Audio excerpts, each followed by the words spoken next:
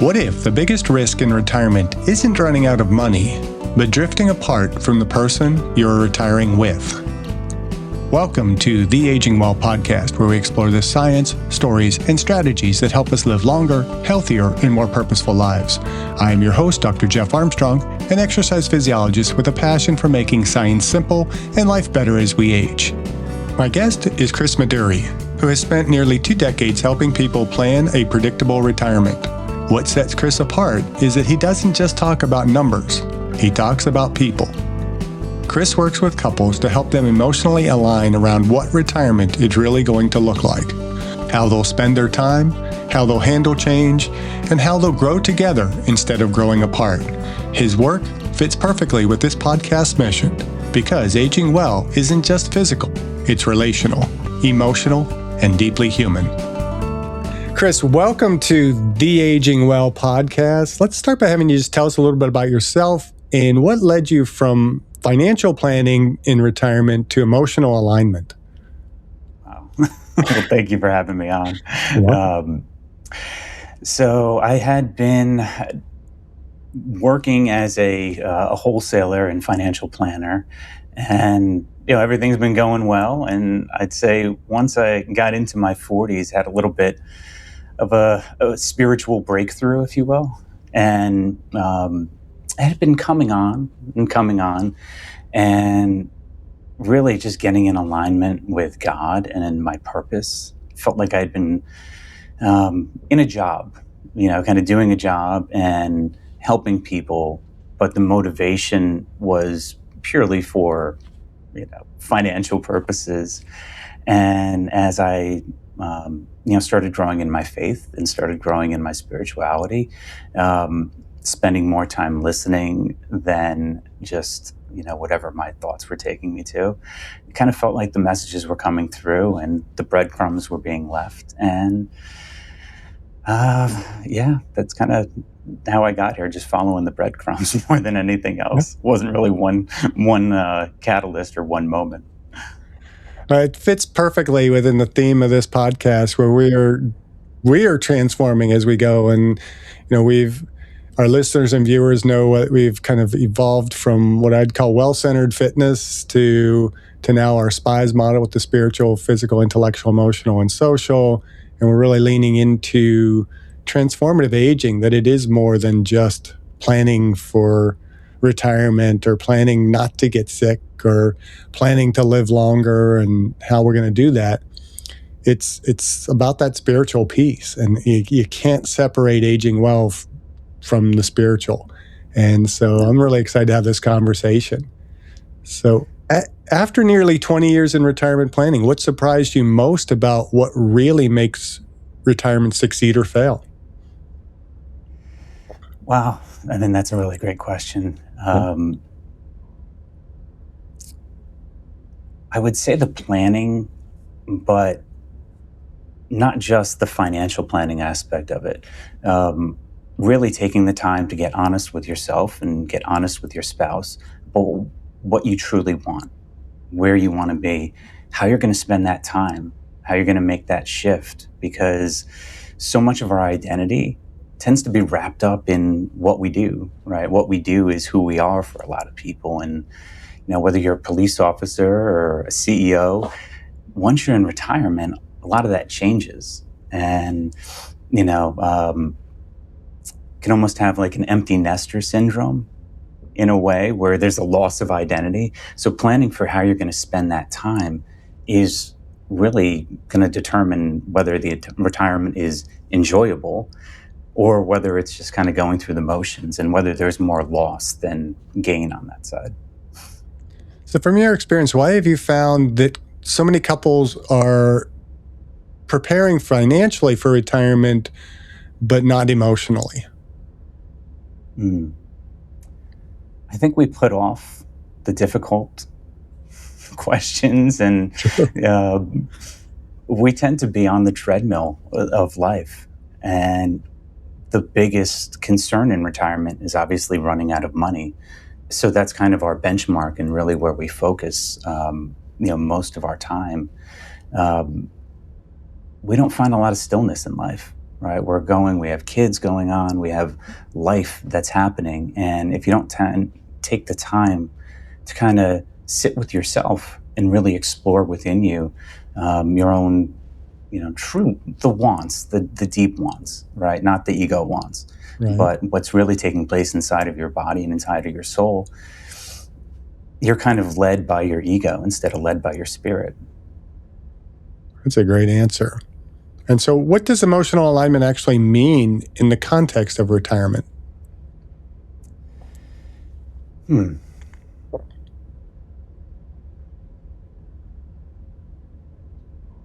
get deep on this show. Yeah, no kidding. Can you give me that one more time, since we can hopefully edit? I don't think there's any need to edit here. I think sometimes it's challenging questions. You got to think a little bit on them. And so what does emotional alignment actually mean in the context of retirement? I would say really being authentic and true to yourself in terms of what you actually want, how you want to spend that time, and what's going to be fulfilling to you. Right? This is the first time in your life since you were a child that you truly have the freedom to pursue your passions, right? And that's a lot of why I do what I do, is to help people find that freedom and getting in alignment with what you actually want, what's going to matter to you. You're kind of in the fourth quarter of life, right? So this is what your legacy is going to be. And yeah, I think that the emotional component and being honest with yourself about, what am I feeling? I'm feeling new things. I have time to look around. I have time to smell the roses, learn a new hobby, paint, whatever it is that you want to do is there. But we're reluctant to do new things. We're reluctant to take chances in life. And, without that honesty about what we want, we could kind of just wake up and it just becomes Groundhog Day, and we get up, we have breakfast, we sit on the couch. Especially, let's be honest, as men, I think that's a bigger challenge than it is for females that have a lot more around them, right? They might have a social network, they have friends, they have, they fill time a lot better than we do. We tend to numb things. Yeah, I was in Colorado recently, and got to spend a couple days with a friend of mine that we knew from back in Michigan, and he retired, I guess it was about 5 years ago, and he was feeling really kind of down about how, he's realized how, the friendships and the relationships that he had at work, they didn't stick around, and he thought that, you think of people that you work with as friends, but then once that work relationship ends, so do a lot of those friendships, and you find yourself much more alone and in need of friends. Whereas, like you said, women are much more likely to maintain friendships, and they have friendships outside of the work environment and things like that. And so when they retire, great, they got all their friends and they can go do whatever they want to do. And we guys just kind of sit around and say, I'm lonely. I have no friends. And then you're afraid to talk about being lonely. Yeah. Yeah. We're afraid to really get in touch with our emotions and experience, the ebbs and flows of life. And for a lot of us, we see it as we're having kids, and your group and the people that are your natural, become your natural social group. So whether it's, the kids in your class or on your sports teams or, in your career, and making friends it's almost a weird, like a foreign thing to males. Yeah. I'm like, wait, I think I made about 5 friends since high school, like independently of my wife.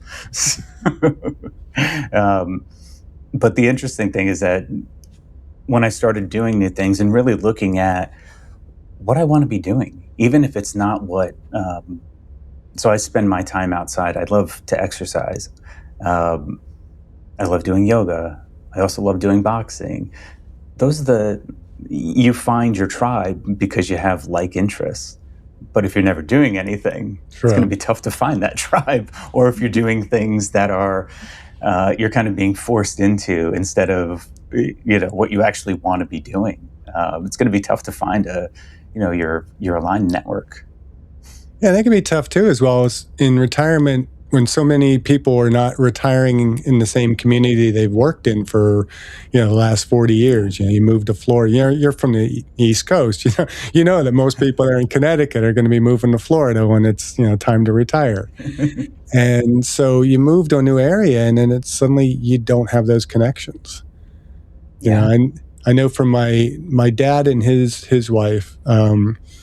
My dad passed away about 2 years ago, and I talk on a weekly basis with my stepmom, and she is so glad that they made the move from where they were living just north of Phoenix, kind of south of Sedona in Arizona, to Tucson, where they moved into more of a, I know that the terminology isn't supposed to be continuous care community anymore, but that's kind of more or less what they moved into. And she is so happy because after he passed, she's like, I have friends, I have activities, and so much I can do that if we had stayed where we were, I'd be alone. And so, having those opportunities to make connections once we kind of hit that wall of just, okay, life changes and we're no longer working, what next? Yeah, it's sometimes we need to be forced out of our comfort zone in the sense, to really get there. We rely on our spouses so much. And particularly for men, I think about that and go, I was blessed to have a mother that took great care of me, wife that takes great care of me.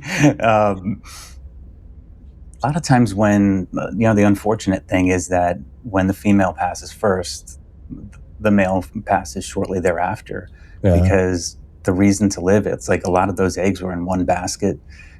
We don't know how to make friends. We don't really care for ourselves in that way of, we know how to find food and, basic essentials. Easy.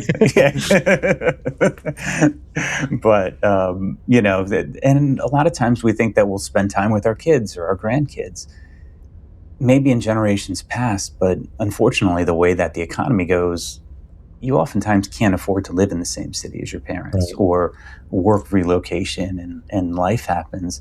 You could find yourself alone really quickly. And the blessings come in different ways. So sometimes, the end of one season is, the beginning of another one. If you're enjoying the Aging Well podcast, be sure to like, subscribe, or follow on your favorite platform so you will never miss an episode. And if you find our conversations helpful, please share the podcast with a friend, because aging is something we're all doing, and we're better at doing it together. And support our guests in this podcast financially by visiting the affiliate links in the episode description below, and use the links or codes provided for discounts on products we have vetted and feel comfortable recommending to our valued viewers and listeners. Thank you, and now back to the podcast. So in regards to partners as they retire, what are some of the most common disconnects you see with partners, spouses, as they retire? I would say how we're going to spend money is, generally the biggest one, and what we want to be doing, kind of being in alignment or coming to an agreement of how we're going to spend time, right? You had mentioned travel, and oftentimes one partner may want to travel, the other one may not want to travel. One may want to do social things, one may want to stay at home. For some people, their dream retirement is sitting in a nice cushy lazy boy lounger and then watching TV. It sounds horrendous to me, but so really getting in alignment about what we want, where we're going to live. I would say where we're going to live is probably the biggest one. Whether we're going to keep this house, do we want to be close to the kids? Do we want to live in warm climates? Those types of things are probably the biggest decisions that we have to make. I would say how we're going to spend money is probably going to be the other big factor. Everything changes when you get into retirement. So going from financial planning and growing your assets to spending down your assets, just psychologically has a major impact, right? You start spending them down. Now you have this tranche of money and it has to last you for the rest of your life. So you're looking at spending and going, what'd you buy? Oh, you want to go out to dinner? All these dinners are taking up all of our money. Can't we just eat at home? I'll have cereal. You can imagine which side of which party's on which side of that conversation.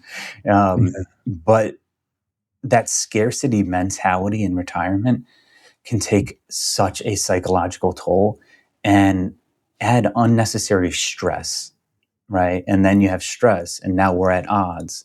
And it's just the harmony and the peace and the energy inside of the home becomes really strained unnecessarily, I would say, by, when it could be solved by proper planning, putting some other things into place. And probably having very honest conversations with one another. Yeah, it seems like retirement is so much more challenging now for my generation, your generation, because you're a little bit younger than me. But it's a lot more challenging because we're living longer. But then healthcare costs so much more. Cost of where am I going to live? What if I get sick? Will I have care? If I need care, can I afford care? And if I'm living longer, whether I'm living longer healthier or I'm living longer sicker, it's costing more and more money. Whereas, my parents' generation, my grandparents' generation in particular, was generally, you retire in your 60s and then you have about 10 more years and then that's it. Now it's like you potentially live another 40, 50 years. And how do you plan for that? And my goal was to live to be 120. I mean, I want to, I jokingly say I want to go to Brian Johnson's funeral, but,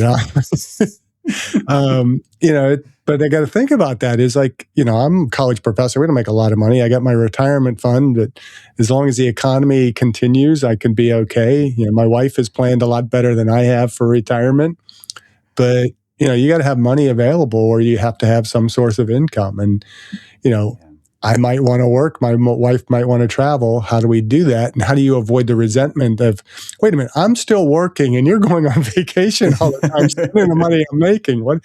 That's not right. And so what role does communication play in starting and building a more stable retirement? It's huge. And the earlier you can start and the more honest you can speak, the better. Because all of those details, how we're going to spend money, how we're going to invest the assets to carry us through the rest of our lives are hugely important. You had mentioned healthcare. Long-term care is probably one of the biggest factors that is going to determine the success of your retirement. Because if someone has a protracted, long-term care event, everyone thinks, oh, I can self-fund. But you're not talking about potentially $100,000, $200,000 a year. Unless you have a couple $1 million just sitting on the side, it's impossible to get through that without materially changing your retirement. Right. So, after we've developed this tranche of money and you kind of go, all right, we've always been investors. Retirement's about balance and balancing insuring and investing. So what measures are we going to put into place by taking those assets and saying, okay, should we buy a long-term care policy? Should we take a portion of our money to provide a guaranteed income stream? Because as you mentioned before, our parents and prior generations, they had pensions. When there was a great statistic about Social Security, and when it came out initially, you had to be 65 in order to claim Social Security. But for a male at that time, your life expectancy was 59. So Social Security was designed to last like a -5 years, not 30 plus years, Right. However long we have to support people. So just kind of taking the steps to put things in place and how we're going to commit that money is a big part of the conversation. And that component is to say, all right, now as again, men and women tend to look at things more of, okay, what's the worst case scenario? I want to make sure that I'm covered on the worst case scenario, where the male might be looking at what's my return? How can I grow? And it's striking that balance is to say, we have to plan for the worst case scenario and also allow for growth so that we can maintain our lifestyle. We can combat inflation. So you don't want to take the money and shove it under the mattress, or something like that. But making sure that you're taking an appropriate amount of risk for your age and for your lifestyle. I think that's a big piece. There's kind of different approaches that you can take to retirement. And for a lot of people, for myself, let's just say, as an example, I'm a conservative person by nature. That worst case scenario is going to be very important to me. I want to know that I always have money coming in the door. I would rather commit a portion of money to that and to ensure that I don't run out of money than saying, oh, okay, well, if I get this amount of growth, then I can be buying boats. I can be living this type of lifestyle. I can leave this much money to my kids. And unfortunately, you have this one pile of money that you're asking to do a lot of things. Sometimes it does all of them very poorly. Yeah. And generally that's based on the level of risk, right? Because if let's say you're invested in the markets, right? Both the fixed income or the equities markets, and you're constantly recalibrating, right? You're waking up in the morning, you're looking at CNBC going, okay, what's the market doing? Oh, okay. Those stressors that are on one's life is going to have an impact on your health. It's going to have an impact on your enjoyment, and what your retirement looks like. So I would say the more stability that you can put into place, the more guarantees you can put into place, the better off you're going to feel on the inside. Doesn't necessarily guarantee a positive outcome, but for me, having that peace of mind is critical in retirement. Yeah, that's how I am too, and I'm Scottish by ethnicity, so I'm pretty cheap. I mean, I'm the stereotypical Scotsman, but I can really cheapen down and spend down and everything else. But I want just that easy security. My wife is the one that's going to take on more of the stress in terms of worrying about where the numbers are. And so you just gotta, you gotta relax. I mean, it will be what it will be, but we do what we can do to manage things as best we can, but we can't stress over it. No. And yet it's something we really have to have those conversations. And so, what happens when one partner is excited to retire and the other is anxious?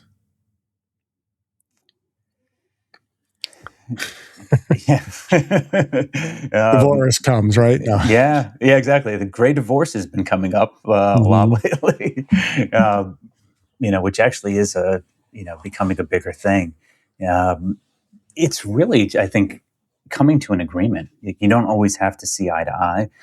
One person wants to work, you can continue to work. One person, wants to retire.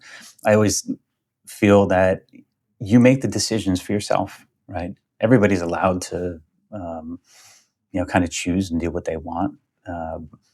It's harder when one person's saying, no, you need to keep working while I want to retire. But I would say, getting on the same page and having a little bit of wiggle room, and, it's not an on or an off switch, right? There's different ways that we retire. Some people quit working and then, move on. Some people scale down. Some people do consulting, volunteering. It's just finding the ways to fill that time that are going to be meaningful, both financially, socially, personally, in all of those regards. So it sounds like emotional alignment isn't necessarily being on the same page. It's just more or less kind of being in the same chapter and with the same goals and purpose going forward. Yeah. Does that make sense? It makes sense to me. Yeah. I mean, you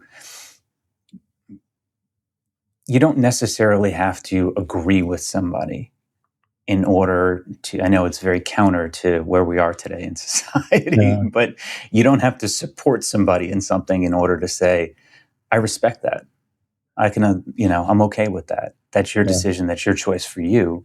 I might make a different choice. Our job's to love people, not to judge them. So, Yeah. And as we talk about this, the more I like that idea of emotional alignment, because again, we can be intellectually different. We can, have different hobbies, goals, purposes, and all that. But the emotional piece is where we're able to, is using our SPIES model to pull together that, spiritual, the physical, the intellectual, and then lead that into the, having a healthy social relationship. I always consider kind of that emotional piece to be the keystone of our SPIES model, that it holds the things together. And if we're not emotionally aligned, then we're going to run into all kind of problems. And how do unresolved relationship issues begin to surface during retirement from your experience? Well, there's a lot of stuff that you probably saw it in COVID as well, right? Mm-hmm. Where if you're working, you're not necessarily seeing each other all the time. You're not spending all of this time together. When you really start being around that person, I'm a big energy person. I think emotion and energy is really, they go hand in hand, right? Mm-hmm. Because everybody kind of emits a certain frequency, and being around that person, and that's where I think being in alignment, two people don't necessarily have to be happy or experience the same emotion that's going on, but you would hope that you're able to, that your energies are kind of in alignment, right? Where we're treating each other with respect. We have, whether it's the same goals or the same interests, they don't necessarily have to be, but the harmony inside of the home is going to be kind of determined about how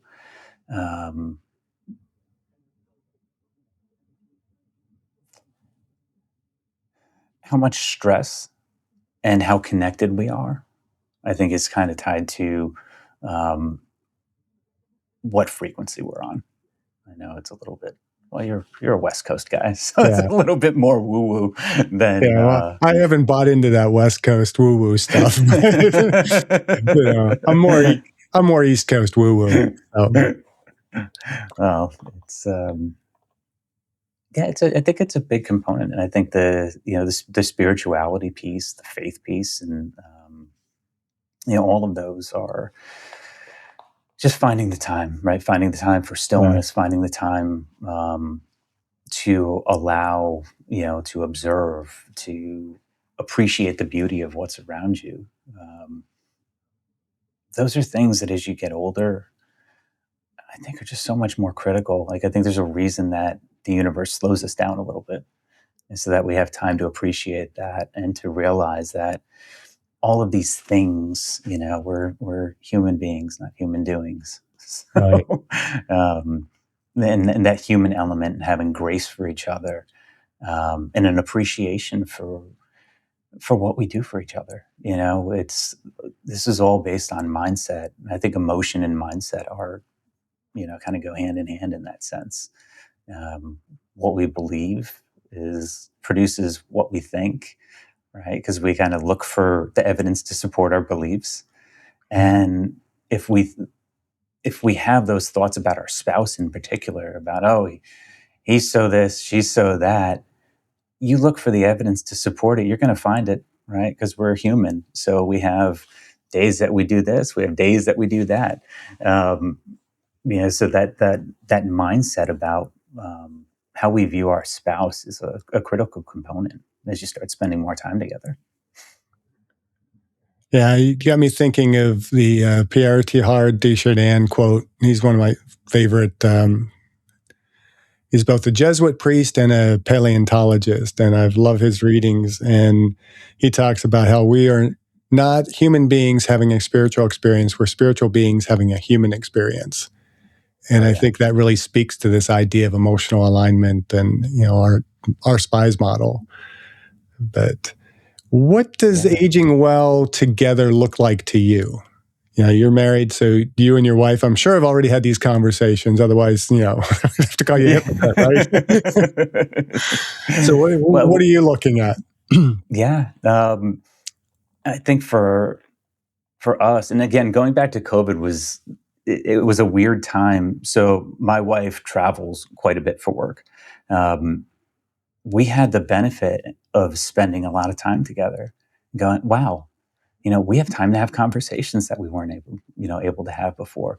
We have time to figure out how we like spending time together. We couldn't be more different in terms of how we are, how we're built as humans, but finding those, common elements outside of the kids. There's only so many conversations that you can have about the kids. And I think aging gracefully for us is going to be just spending more time together, sharing in each other's interests, sharing in each other's hobbies, probably going to be in warmer climates, I would say. Hopefully, since it's 3 degrees here in Connecticut today. Yeah. But as we age, my hope is that we get to know ourselves better. We get to know each other better. And we just get closer to God and, continue on our purpose. Let's take a brief pause to recognize one of the affiliate offerings that helps support the Aging Well podcast. As always, we're not sponsored and we don't accept paid placements. But when you use our affiliate links, it helps us continue producing this show. One product I genuinely enjoy is Firefly Organic Coffee, available through Jigsaw Health. It's thoughtfully sourced, organic, and crafted for people who care about what goes into their bodies, not just what wakes them up. I vetted it, I drink it myself, and I appreciate the care behind how it's made. If you'd like to support the podcast and check out Firefly Organic Coffee, you'll find the link in the show notes. Now, back to the show.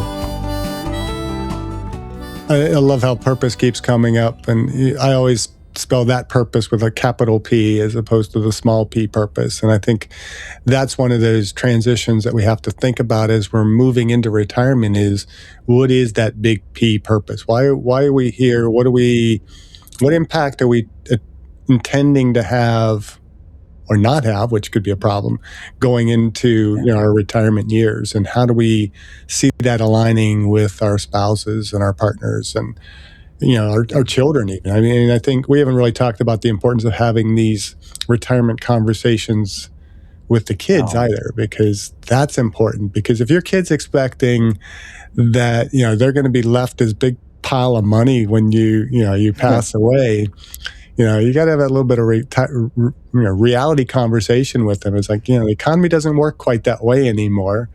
And, I love that my dad basically told me, it's like, we're going to spend down our money, and I'm like, I don't want you to leave me any money. I want you to, hopefully maybe, you live financially well enough that there's money left over in the end. I don't want you to spend your last days counting pennies, but, I don't want there to be this big pile of cash, because that means you didn't live your retirement to the fullest, or you died prematurely. And so, we shouldn't have that expectation that we're getting anything from our parents. They should enjoy their retirement years and, their legacy be what they've passed on to us emotionally and spiritually and everything else. So, but having those conversations is critical in both directions, so that there is a set of expectations for folks that are not going to be leaving a lot, to their heirs, and on the other side of it.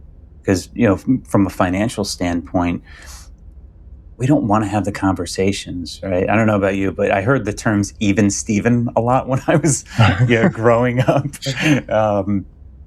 And that as parents, you want everything to be balanced between the two, but you really have to consider your kids and what's going on in their lives, right? If you have 2 children, let's say one's a high income earner and the other one's not.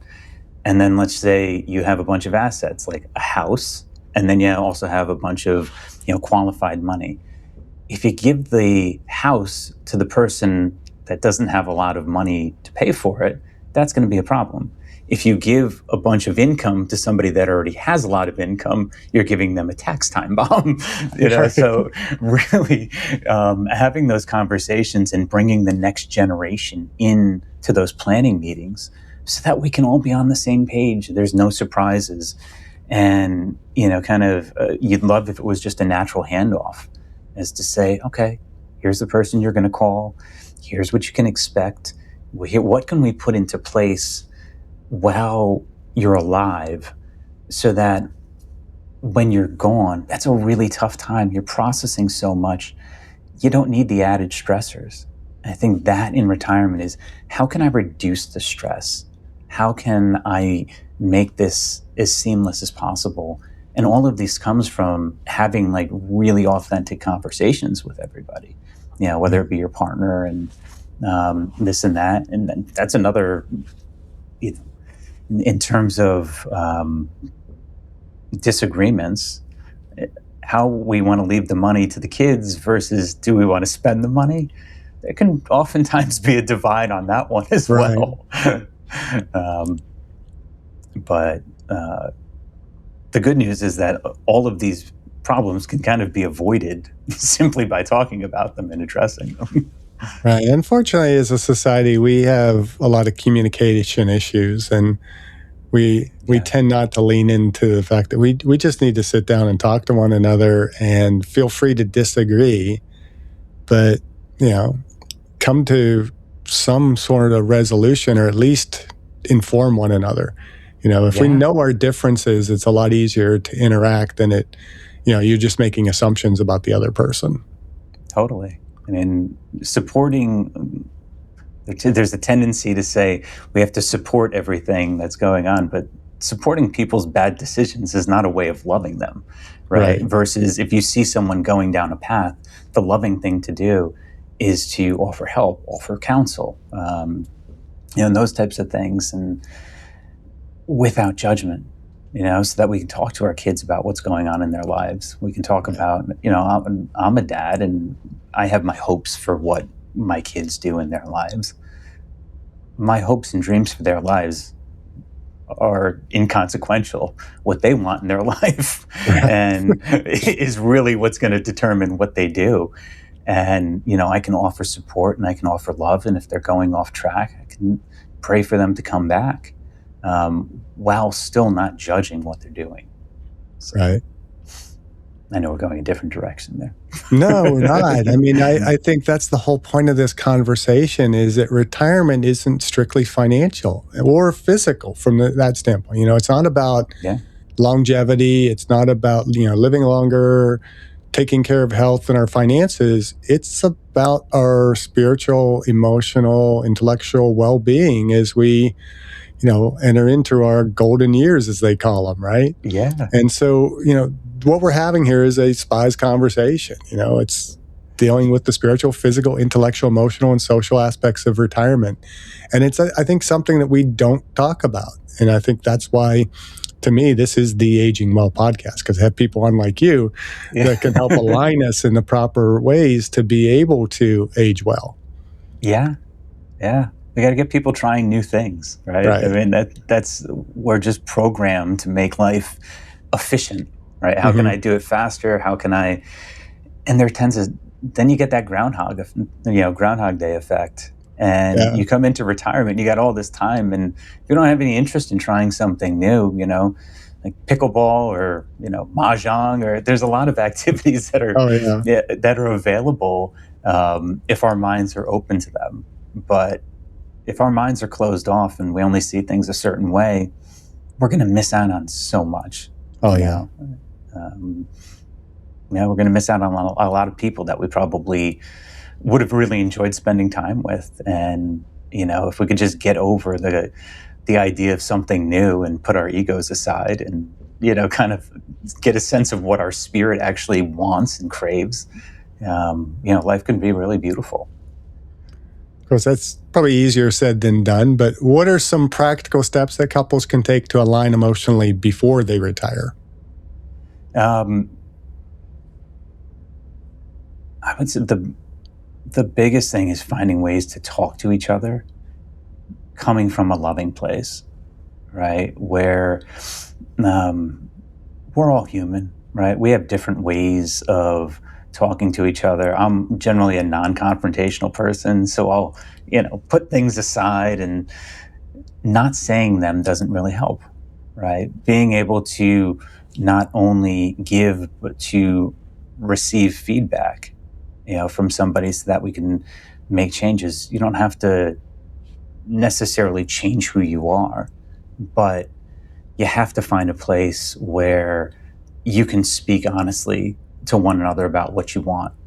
Because if you don't feel like you can talk, then, that's how things kind of go from being small things to just kind of, blowing up and going, you know what, I'm out. You're like, Yeah.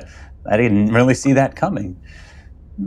If you're not receptive to it, then you're just going to be putting yourself in a position for failure, versus success. And we end up tolerating life and tolerating one another.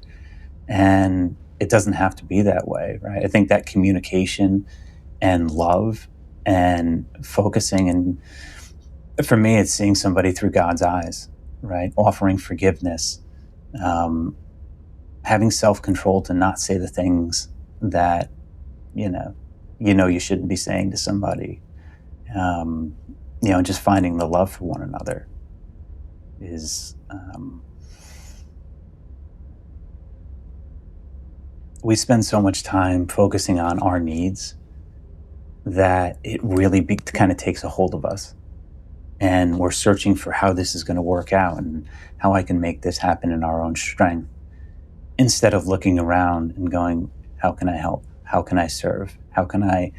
And you start doing those things and going, oh, wow, now my heart feels full, right? It's not that my bank account's full, but my heart's full, right? I can make somebody smile, being attentive to kind of look around and see what needs to be done.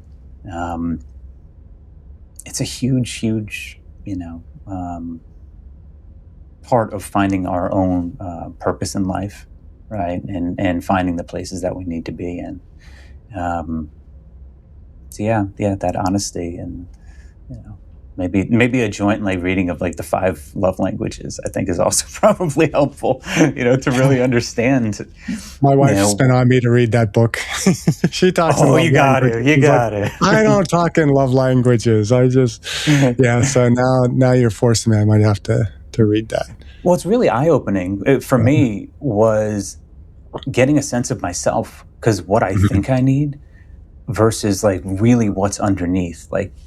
You get past the surface and you go, what do I really need here? Our pride kind of tells us that we don't need anything. I'm like, oh no, I'm definitely a gifts person, and you go, no, I really need somebody that's giving me words of praise. Those things kind of, pick you up, but understanding what the other person needs is huge, right? Because if, I would say, let's say somebody, I might look at it and go, oh yeah, I'm going to buy my wife gifts. If my wife is an acts of service type of person, the gifts kind of go unnoticed, right? She's going, you're not doing anything here. You're not doing anything for me. But if I don't know that, I'm only seeing the world through my lens, right? But, the book aside, having those conversations about life, and if you're not comfortable having them, I'd say bringing in a third party. Everyone wants to avoid marriage counselors and things like that. Sometimes having a third party in the room is really helpful, so that you can kind of, even if just to direct the conversation and to ask questions on your behalf that you may not, want to ask. Because, when talk about emotions a lot, that's probably been the biggest shift in my life. I am someone that is a hypersensitive person and can get triggered easily. And those triggers would impact our marriage. The way that I would handle conflict, how we would handle confrontation, anger would become such a big part of it. And my response to something that was done to me, now we're having a conversation just about my response. We've forgotten about what you did to trigger that response. So we're men. We're really good about shoving our emotions down and not letting them out. But we really need to, right? I mean, we really need to be able to say, this hurts me. This is why this hurts me. We need to be able to feel. We need to be able to hug. We need to be able to cry. We need to be able to do all of these things where, where as a society, you're kind of taught like the person that doesn't feel is the one that's going to rise, right? Everything's a stress test. We have kids in class. How fast can you do this? How can you feel less? At some point, like the bill's got to get paid, right? And we have to get in touch with those emotions so that we can, feel our way through life, and so that we can address them and really go, okay, my needs aren't being met here, right? What do I actually need? Why does this hurt me? Does this hurt me because of what you said, or does this hurt me because that filing cabinet of similar emotions got opened and now something from 37 years ago is actually what I'm yelling about? So I think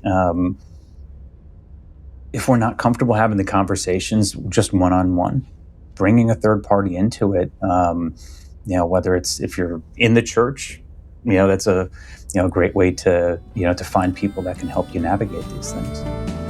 Let's pause briefly to acknowledge an affiliate partner that helps support the Aging Well podcast. We're not sponsored and we don't accept paid placements, but when you use our affiliate links, it helps us continue creating this show.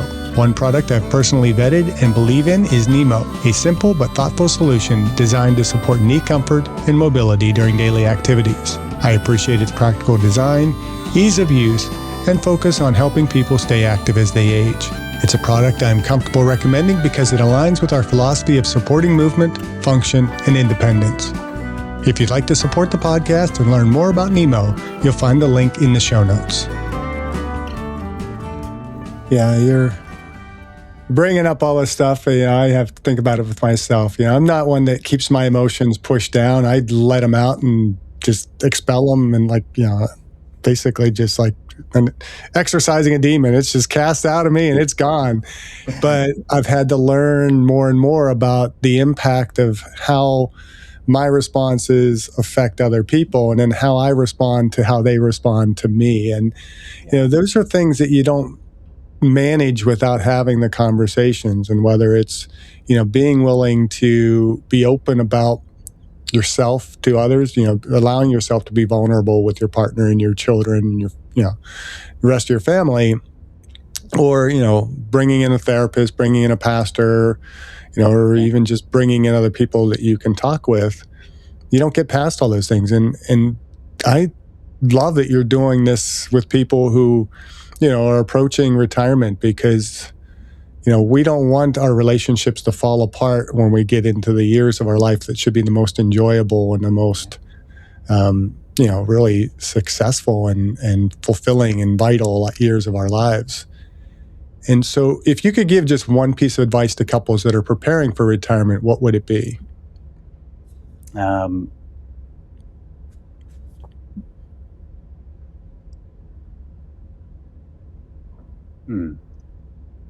would say there's a couple of different ways. Initially I'd want to say like a financial answer.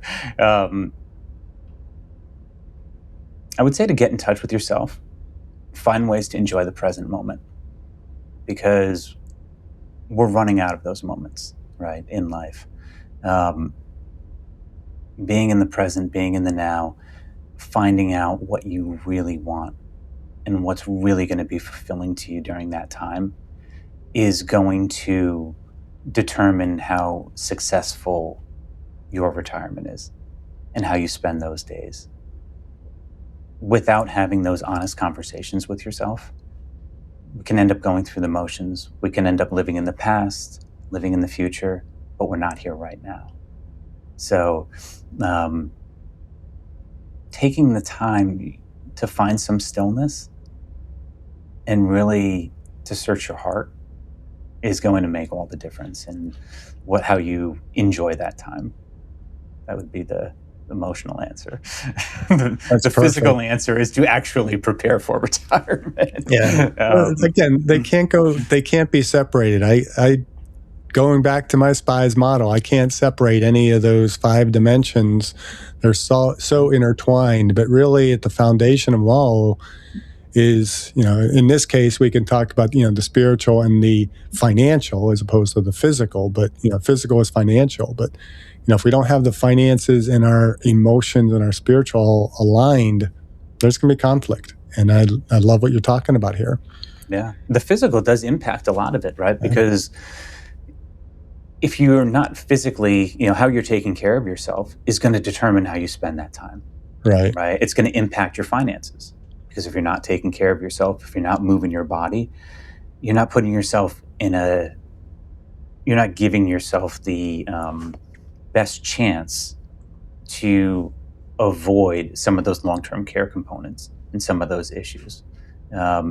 Cognitively, which is a big part of, the care, if you're not working your brain, if you're not, growing in that sense, that's going to get decimated, down the road. All of these things, to your point, they are all connected. They're all woven together, and they're all just as important as one another. So I love that you're kind of educating us on all of this and getting us to think outside of that, the scope, and kind of look a little bit wider. Yeah, it just reminded me of a guest we had on ways back, but his name is Samuel Simon, and he kind of goes under the moniker the dementia man.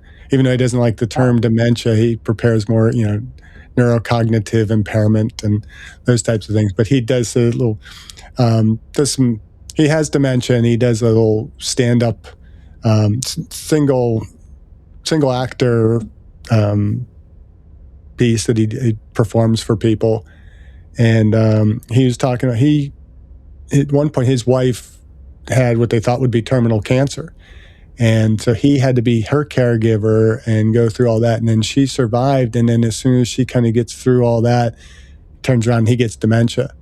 And now she has to become the caregiver. And he just tells a beautiful story about how that has impacted their relationship, and, the importance of just kind of living in the present, like you said, because you don't know where the things are going to shift. You can sit there and think, my spouse is passing away here and they're not going to be with me much longer. And then they survive, and then you get sick, and then you're dealing with that. And so it's all about the spiritual piece of it, and being emotionally present for one another.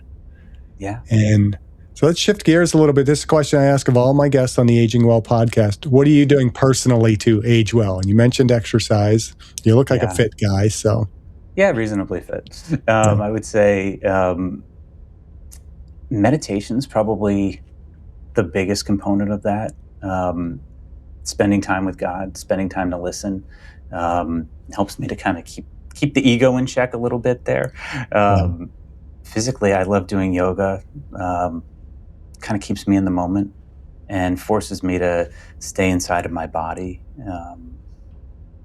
Those are the big ones. I do that in boxing. So we got to get both sides of it, the yin and the yang there. Yeah, it's definitely yin and yang. You've got the relaxive meditative piece of the yoga, and then the physical let it out kind of piece of the boxing is kind of an interesting balance there.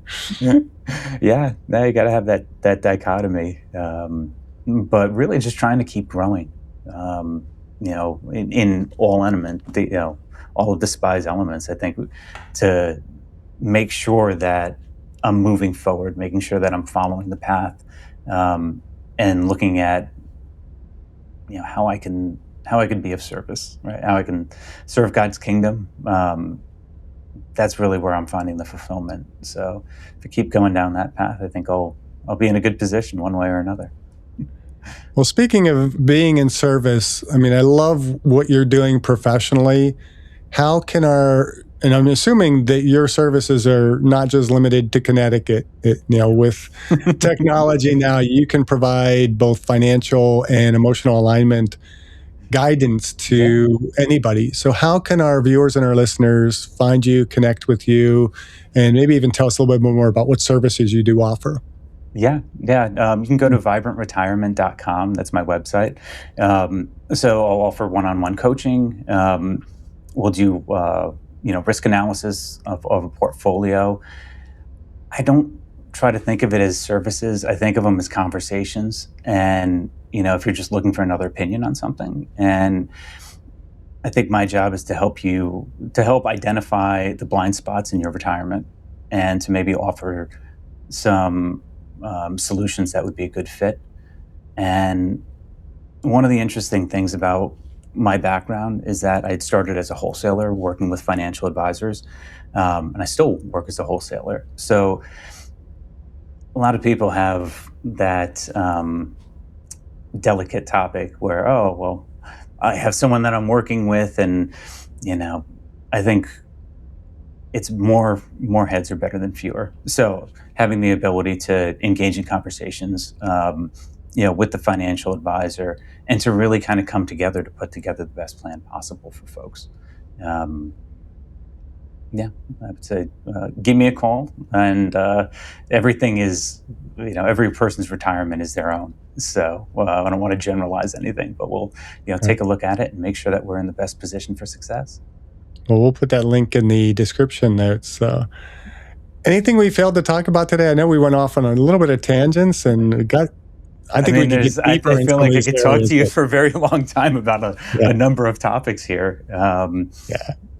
But yeah, I would definitely encourage people to reach out, because some of the elements of personal finance and wealth accumulation, the risks change when you move into retirement. So really get educated on, whether it's from me or someone else, those differences between retirement planning and financial planning, to make sure that you're in the position to have the most successful retirement possible. I encourage people to look at things like insurance, long-term care, annuities. All of these things can mitigate the risks and some of the fears that we have in retirement. And a number of financial advisors don't have those conversations for a variety of reasons that I won't get into. Yeah.